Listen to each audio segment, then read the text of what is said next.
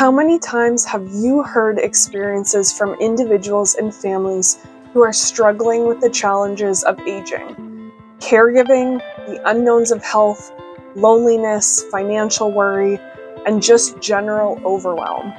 I spent 10 years working in the aging sector, hearing these same stories of struggle over and over again.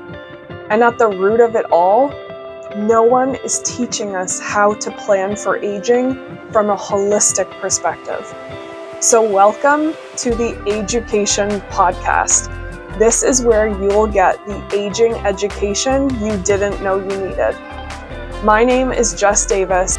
If you are in your 60s or 70s, or you have parents in their 60s, 70s, or 80s, you are in the right place, my friend. We are all aging. We all want to maintain our autonomy and independence as we age. So let's intentionally prepare our families for the needs of our eldest years. Welcome back to the Ageucation Podcast.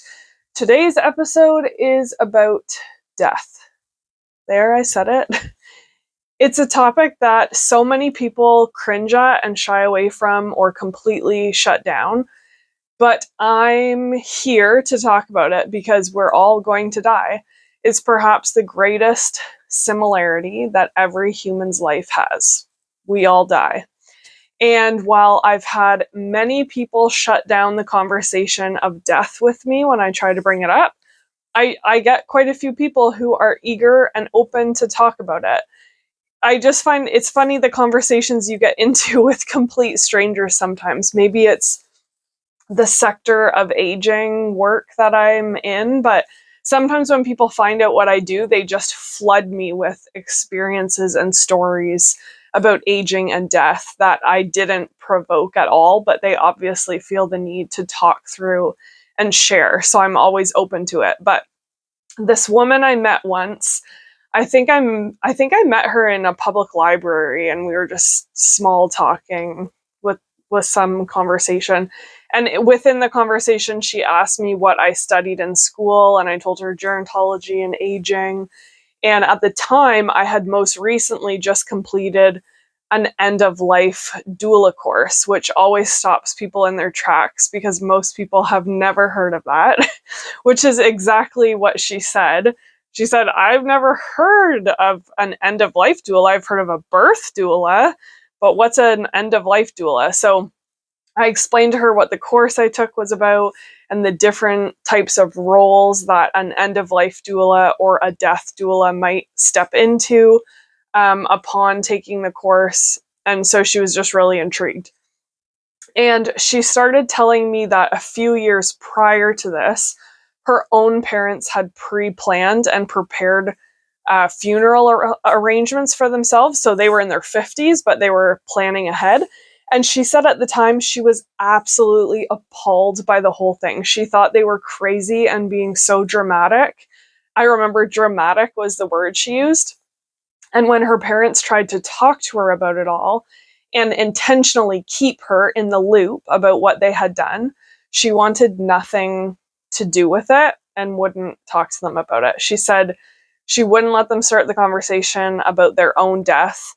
To her, it felt wrong, and it felt like they were bringing on their own death and being negative about life. And this is exactly the mindset and the emotion that our Western society has created around death, which I'm going to unpack here in a minute. But this woman continued in our conversation, and she told me that her father-in-law had just died suddenly a few months ago, and he had no plans or arrangements made, and there was no previous discussion with his wife or his children about anything to do with his death.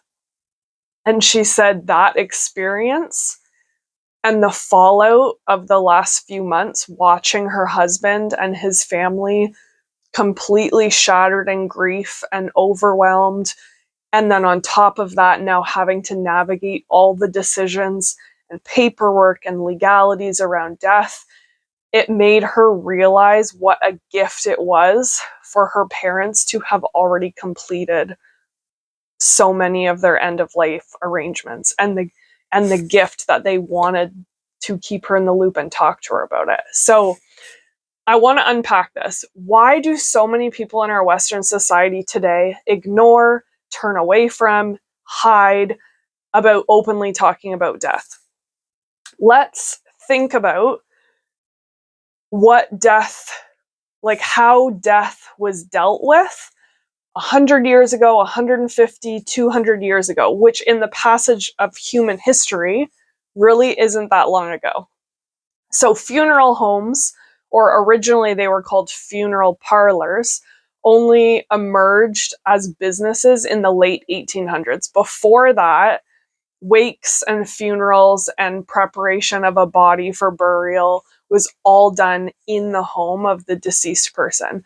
This is why a funeral parlor was the original name, because a wake and a funeral ceremony would have taken place in the parlor of the family's home. And if you don't know, the parlor was the main sitting room of your home. And usually in those 1700, 1800, even early 1900 homes, the parlor was the first room that you walked into when entering the home. And it was the room where guests were welcomed and gathered in. So everything about death and the deceased person was kept within the home. And in those days, there were often 3 or 4 generations living in the same house or in the direct vicinity. Maybe they had a house next door or whatever, but families were often very close-knit in location.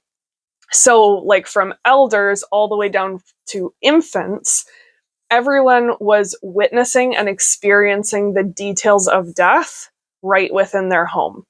Now, when you think about this from a psychological and emotional perspective, think about the difference in the way you would process and grieve a death, where you yourself are moving the body and preparing the body and preparing your home for a funeral gathering. Or if you're a child, you're watching all of this happen in your own home. And even a child probably had some role in this process. They went out and picked flowers for the grave or washed the clothes that they would dress the body in. All of these tasks around death in your own home brings the psychological and emotional processing of that death to another level. And many people argue that we've actually made it more difficult on ourselves to process and grieve and heal from someone's death because we're not fully experiencing the death. We're removing ourselves, or rather removing the deceased person from the process of our grieving and visually accepting and realizing what has happened. So we are outsourcing death. A body is removed from the site of death, either by a funeral team or a coroner team, and it may never be seen by the family again. A body is then prepared, usually in a funeral home or a crematorium, by people who didn't maybe a lot of times even know this person. And I want to say here that I'm not saying or advocating that we go back to the 1800s style of death preparation, but I do think that we need to stop and pause and take a look at what we have changed in such a short period of time, and what has that done to our perception of death and the way we talk about death within our families and communities. Because when we're outsourcing death and the process is no longer happening so close to home, we're not being exposed to the depth of reality that is death. And that impacts the way we psychologically and emotionally are able to process death, unless we are intentional about understanding it. So let's look at our modern day, 2025 perception of death. I want to give some examples that I have seen these examples kind of stop me in my tracks, because it's so obvious to me that some things we are choosing to do create an unhealthy perception of death. A really common one is the language or verbiage that we use to talk about death. We say things like, they passed away, they passed on, they are no longer with us. But all of those things are blanketing the word died. The person died. And that probably sounds really blunt and jarring to many of you, but that is the reality of life ending. We die. And I actually think we're sugarcoating death and delaying our emotional processing of death when we use terms like passed away. And I know I'll probably get pushback on this episode because I have many times before when I've had conversations with people about it, but I do say and explain all of this with so much love because I know everyone listening to this is in a different stage of their own grieving process surrounding a death or maybe multiple deaths. You may be listening to this and just had someone you loved dearly die, and you're in the depths of grief right now. Or you may have had someone die 5 years ago and you are still experiencing waves of deep grief. And all of that is normal. Our experiences and perceptions that we've gathered throughout our lives will dictate how we process a death, which leads into the topic of how we are taught to perceive death in our childhood. I think we do a disservice to children when we remove them or don't invite them into conversations and observations and experiences of death. Because if you're not taught as a child the psychological skills to process death and accept grief as a healing mechanism, then you as a child with your child lens of the world are left to develop your own coping skills. Your inner child is trying to ensure safety and survival. And when you are left to create your own coping skills, you will carry those coping skills into adulthood unless you learn that you need to upgrade your internal operating system around how you deal with death.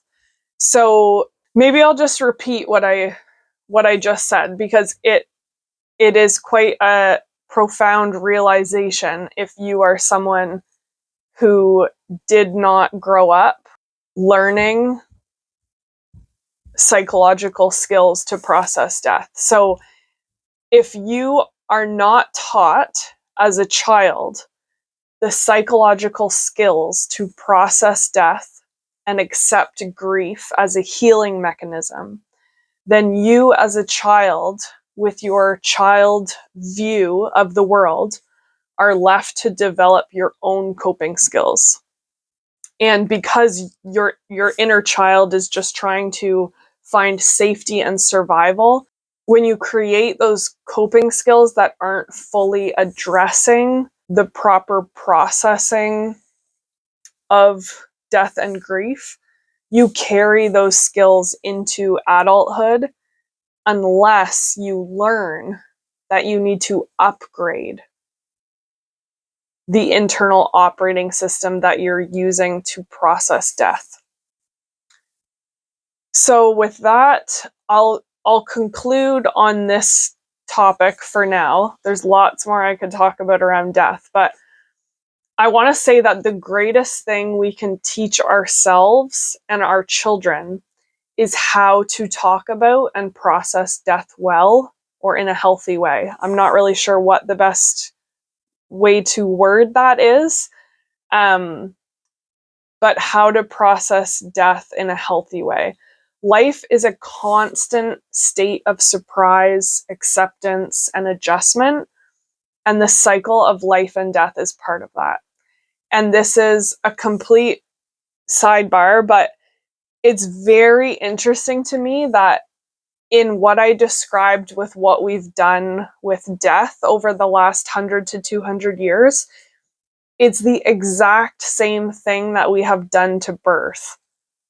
And so at the time of this recording, I have a 2-year-old and I'm pregnant with our second baby. So I'm just in the mindset to parallel these two things. But 100 years ago, no one gave birth in a hospital.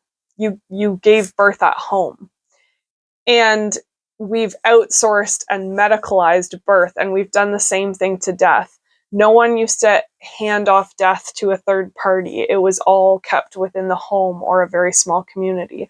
So I just find it very interesting that at both ends of the life cycle, we have completely removed the intimacies of it being at home and within the families, the intimacies that we held on to for thousands of years of human existence. And I just question, and I urge you to question, how does that impact us mentally and emotionally? How does that impact you mentally and emotionally when processing death and birth? How does medicalizing and industrializing the beginning and the end of life, how does that impact how you view the miracle and the privilege of life, of being alive? Because in 3 to 4 generations, we have stigmatized death to the point that we ignore its existence. And it's inevitable. We all die. This is the cycle of life from the beginning of time for every living thing. If we allow ourselves to assess the coping skills that we either self-developed or were taught as a child to process death, then we can start to identify whether those coping skills are helping us or hindering us in our stages of grief and healing. So I'm going to conclude by leaving you with a resource to look into if this episode really struck a chord with you at all. It's called Death Cafes. So if you Google for wherever you live, Death Cafes Toronto, Death Cafes Edmonton, Death Cafes wherever, then you will likely find local events pop up. But the overall concept of a death cafe is a group of people meeting together over coffee to openly talk about topics surrounding death. And they're not people meeting that they're signing up or like have all told each other that they're going to be there. It's just an open invitation to the community. They advertise it in different places. It's just an open invitation for whoever wants to come to each death cafe. You can attend one, or you can attend a bunch in a row. And usually the people hosting or leading these conversations are very intentional about not making the conversation based from a teaching or a clinical lens. Death cafes are meant to be very informal and to bring people together from all walks of life to just ask questions and create awareness around the conversation of death. They are not meant to make you believe a certain thing or come to any specific conclusion. They are truly neutral, open conversations for anyone. I've attended quite a few death cafes where topics get brought up from everything, from green burials to pet funerals to MAID, which is medical assistance in dying, or there's been conversations around finding a death doula or building your own coffin. Like, nothing is off the table and nothing is scripted. And there's not necessarily professionals there to answer your questions. It's really more of a community connection to just gain insight and ideas from other people's perspectives and experiences around how we all view death. So you can go to deathcafe.com also, and you can find death cafes all over the world and view virtual ones as well. And I would guess there's probably far more than are listed on that website. But This is one episode I want to say also that I would really love to hear your thoughts on. So send me a message to chat about it. You can find my email in the show notes below. I would just really be interested to hear whether people are intrigued by this topic on this podcast, or whether people are does it stir up discomfort in you and you didn't enjoy listening to it? Wherever you fall on that spectrum, I'd really love to hear your feedback. So with that, I will catch you next week on the next episode. Are you listening to this podcast and feeling like you want more? Like you want to take the next step in learning about age planning and how that could benefit your family? Well, I have the perfect little introduction into my 3 main frameworks that I use to coach families through being proactive and intentional about their aging journey. So come check them out. The Ageucation Mini-Course. The course is made up of 6 videos that are packed with valuable information and framework explanations to give you a strong visual and create a foundation for understanding how to start being proactive and intentional about planning for aging in your family. Visit my website, nestage.ca/mini-course to learn more and dive in. That's nestage.ca/mini-course. You can find the link in the show notes. Thank you so much for listening to this episode of the Ageucation Podcast. I have 3 reminders before you go. Number 1, go check out the show notes for any resources or links that I mentioned in this episode that may have piqued your interest. Number 2, please share this episode with a friend whom you think it would bless, because in order for more families to benefit from my age planning resources, I need listeners like you to spread the word. And number 3, I would love to hear from you. Email me with your thoughts on this episode or suggest a topic you'd like to hear on a future episode. Find my email in the show notes. And remember, we're all aging. Aging is the same as living, and it is a privilege to live and to age.